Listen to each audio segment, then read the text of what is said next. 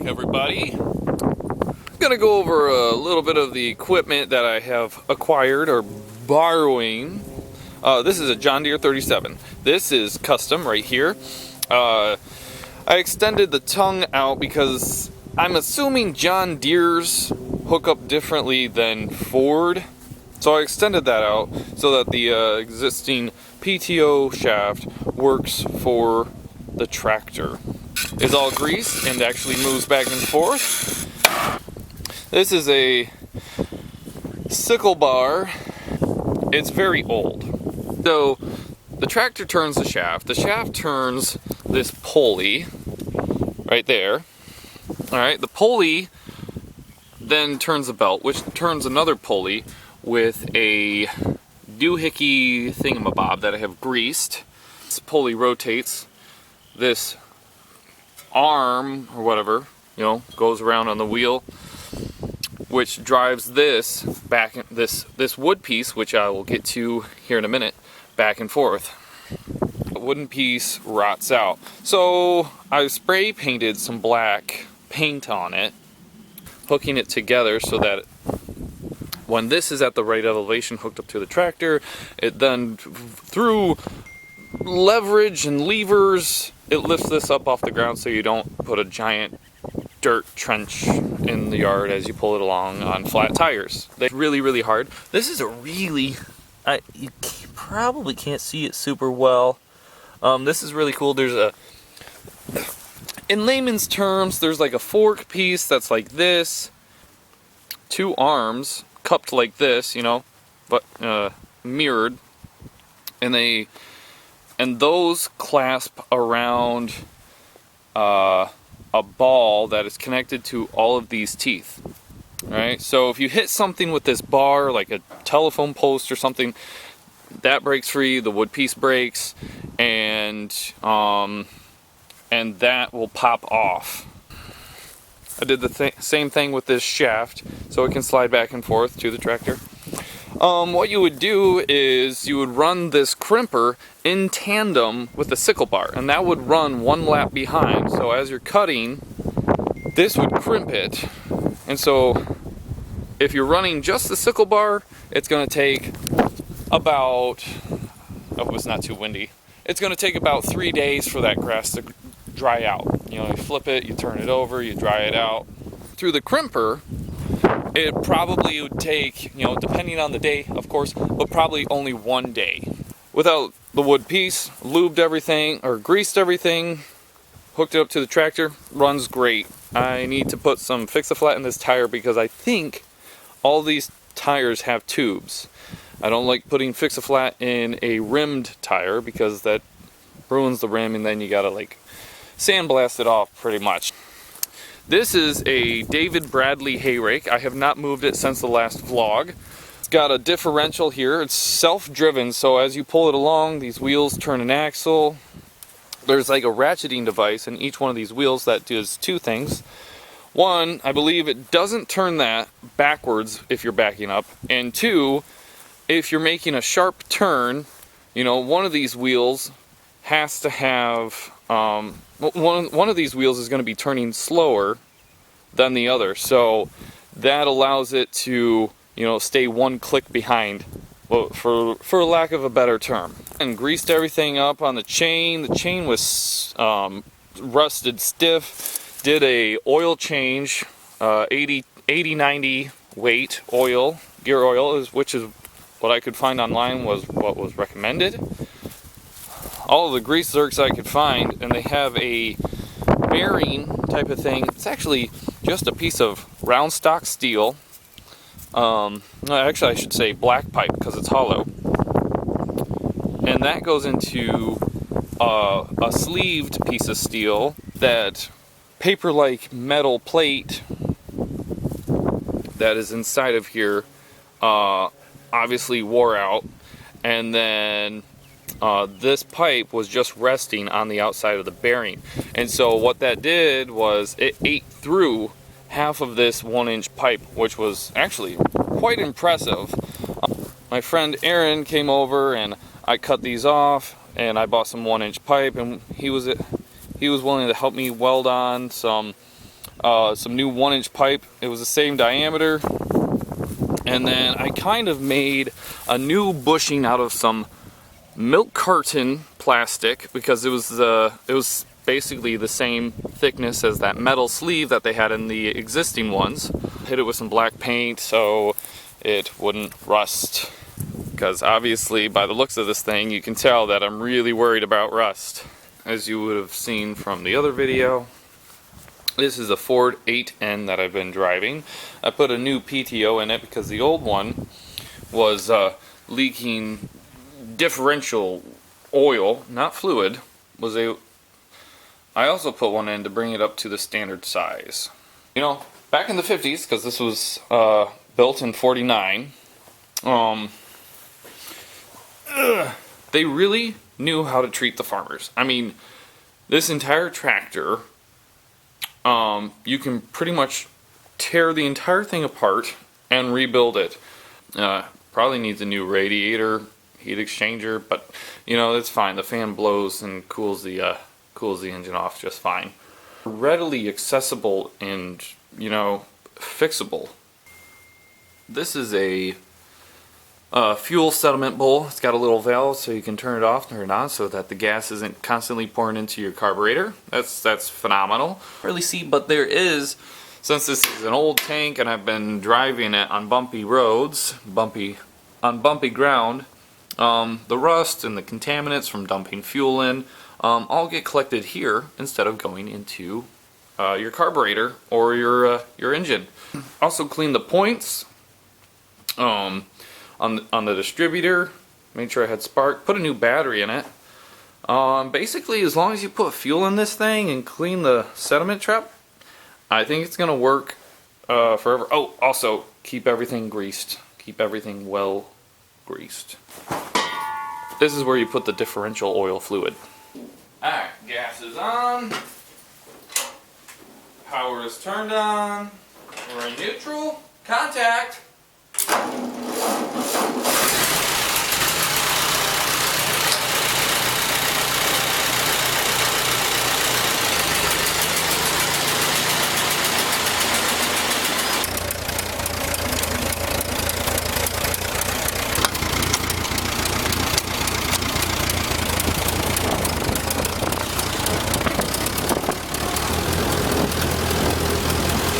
Also has no power steering. It's phenomenal. So sorry. Oh man.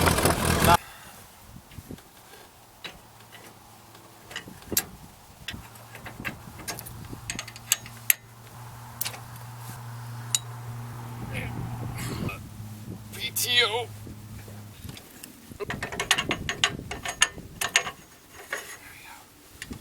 It's not a bad idea to pull your PTO shafts off of their connection points every so often.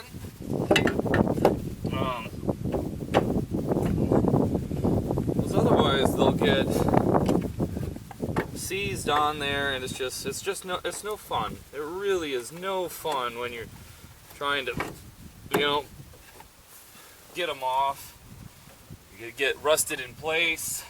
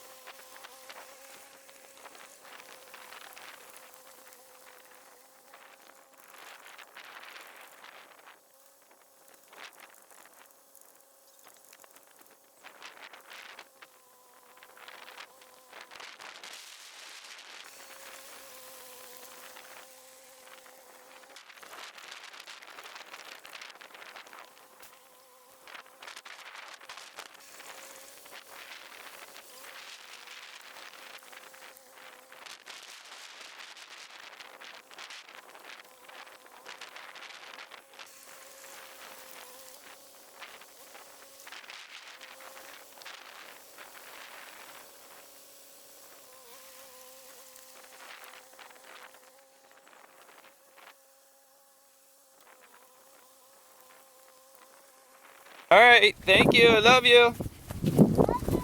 It's not complaining if it's not a fact. If the PTO isn't running, then the hydraulic arms aren't getting oil to lift. They're 3-point hitch, I should say. So if you turn the tractor off, if you have something heavy on there, like a rototiller for instance, it sags down. I ran out of gas, so I didn't make it into the garden, and now it's in my grass area, which is fine. Start it up. It'll probably just rototill a little bit. It's either that or pull forward and drag it through the dirt. If I can spill gas everywhere.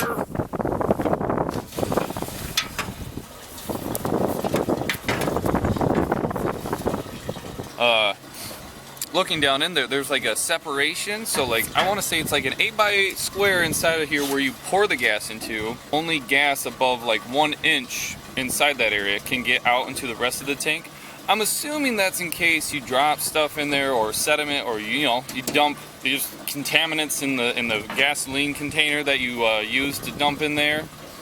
And maybe the idea behind that is to catch it all right there at least. Well, I think I'm gonna need a new fuel sediment bowl assembly because, wait for it, a lot of crap in there, and two, holy cow, it is just draining out of there. That rubber gasket's probably bad.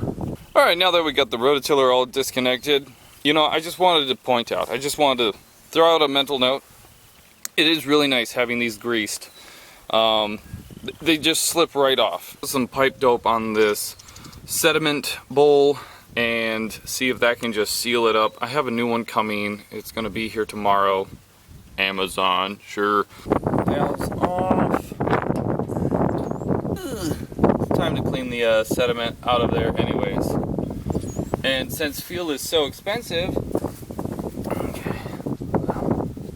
You see that? That's like some sand or some rust, and so that's great. So, side note, a lot of people make the mistake of using like some Teflon tape. You have to make sure that they're fuel rated. So this pipe dope is fuel rated. And when I was when I did a gas tank flush to try and get all the sediment and crap out of there, obviously I didn't get all of it because you just saw some of it. I noticed that there was white Teflon tape, which is typically not fuel rated. Now, that did fix it, but I'm also seeing the pipe dope that is exposed, it falling down and collecting in the sediment bowl. Or is it fuel rated? Fuel rated. Dirt over here that I want to take care of. I don't think my tractor's getting enough fuel. Hold on. Was not getting enough fuel. Get the fuel to air ratio. There's a screw on the carburetor that I need to mess with to get this thing to idle correctly. Correctly is a loose term.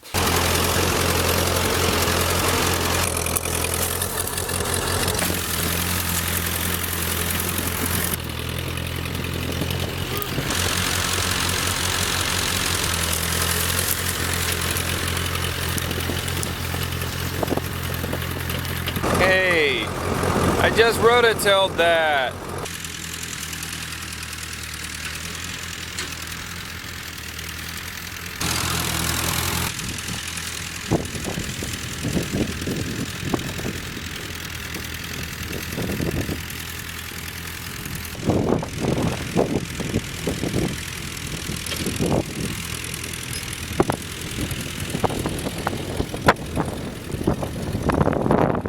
Well, it ain't the smoothest ride, but it beats walking.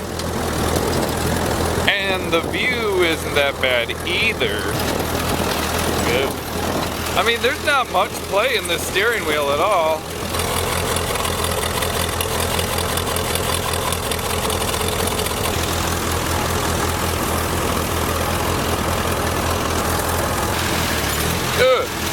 And there's no throttle control. Ah!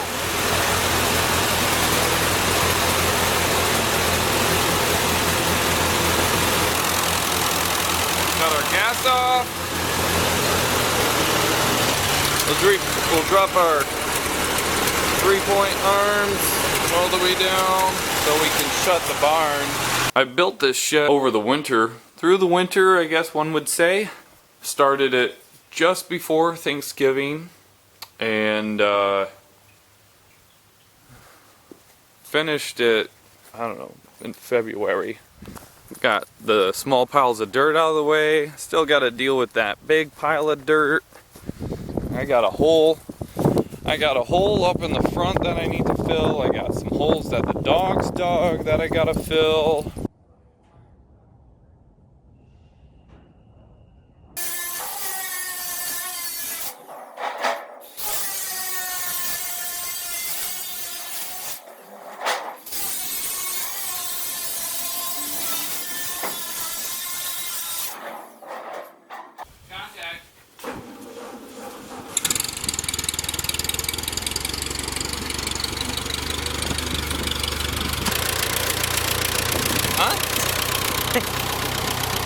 Well, it's the next day. Oh, why is it so close? Well, it's the next day. My address. So you know what that means? Means that the tractor just died. Means we got our new sediment bowl trap. Alright, this is the unboxing video of a sediment bowl for a Ford 8N tractor. Wow! And it's got like this. It's got a strainer, 1/2-inch thread. Actually, that's probably 3/8. Wow, the tractor's gonna run so much better. Can't wait for all the sediment inside the gas tank to clog this one up. But at least it'll have a new rubber gasket so it won't leak gas everywhere. For not gasoline, you're gonna want to get a skinny funnel. Oh, that's gonna be perfect. You can spy on the cars making a turn.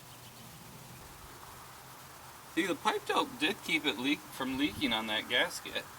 We'll just dump that in there, pipe dope and everything. See, and there's still rust in that bowl. And I'll keep this bowl as a replacement because it should be exactly the same as our new one. This flare fitting is you're going to want to take a crescent wrench and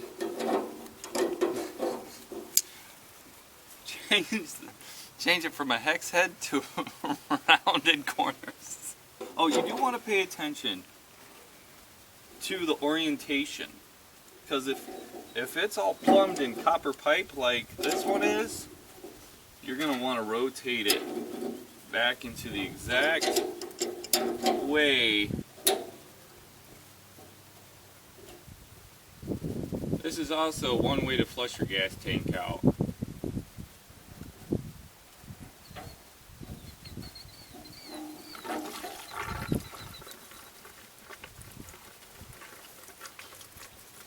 And that screen probably looks the same too. See it? No. Ford tractors. Ford, I don't know. With Ford 8Ns, the main fuel comes in, I believe, in this riser tube. So you have to have like 2 gallons inside the tank in order for it to get sufficient fuel. I think there's another little strainer hole down there. I'm not entirely sure. I'd have to do more research, but maybe the fuel goes through that as well. But if it's all plugged like that old one, you're not going to get the flow that you need. But you're going to want to make sure that your Teflon tape is fuel rated.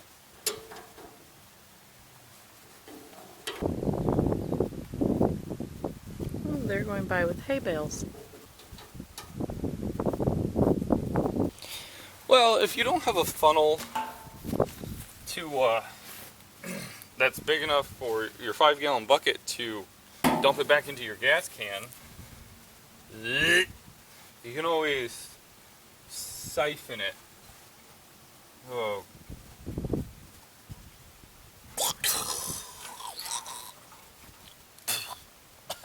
Not in my face. On this. Ready?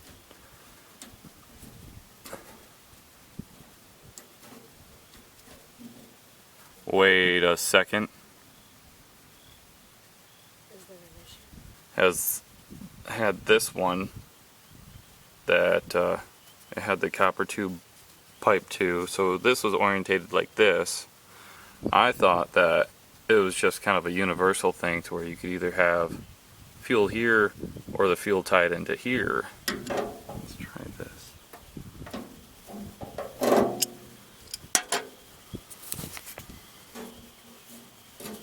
Ah, it was airlocked.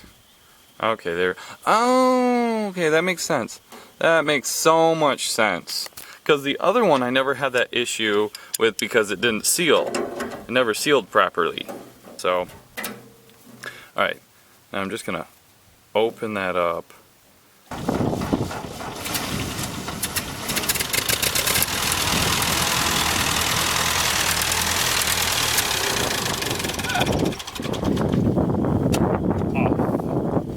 I think I made it more fuel efficient by not using any. I put a brand new oil slash fuel pump thingy on this Briggs & Stratton motor, and yet oil still squirts out of here. If anybody knows the answer on what to fix, how to fix that, but put it in the comments below.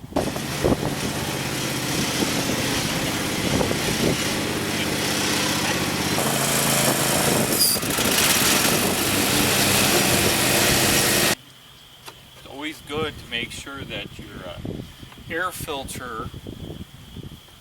Okay, so basically the wind was just so horrible for this clip that you couldn't hear anything I was saying. So basically all I was trying to describe was there's a solenoid on the bottom of the fuel bowl for that when the solenoid is actuated, it allows fuel to flow into your carburetor, which, you know, makes your engine run. The solenoid fails closed, so if it's not getting an electronic signal, then it cuts off the fuel.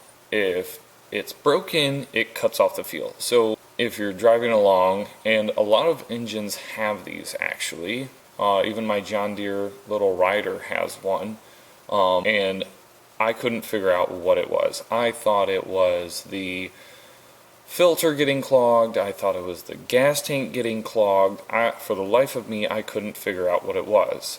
I almost replaced the fuel pump on it. Luckily, I was able to find, after the millionth video of researching, someone else had come across the same issue, and it turns out it was a solenoid. And so I opted to buy the $10 one, not the $60 one, and we'll see how long the $10 solenoid lasts, but you'll see that later in this video. Went inside, so ouch! The muffler's hot. Which a piece fell off that I need to screw back on. You know what, maybe I'll do that while I'm over here. And so we're actually not replacing this today. I'm actually replacing the gasket that goes between this and this. I thought you could reuse those gaskets, apparently. I'm replacing the O-ring that goes here and the paper gasket that goes between the solenoid and the bowl. So something else phenomenal is, so you can't just, ouch!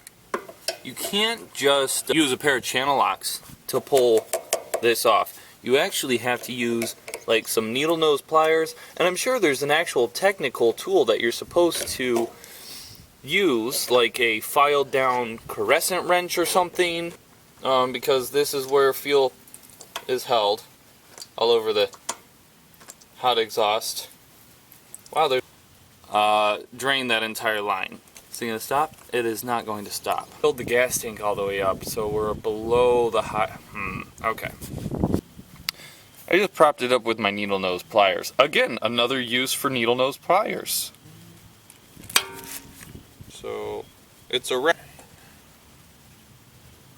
And that's a little gasket goes in. This is what came with the solenoid, but the original one was just a paper gasket that went on there. So here comes the fuel. And the really cool thing about this is you can just spin this to where it goes. I didn't think you'd laugh.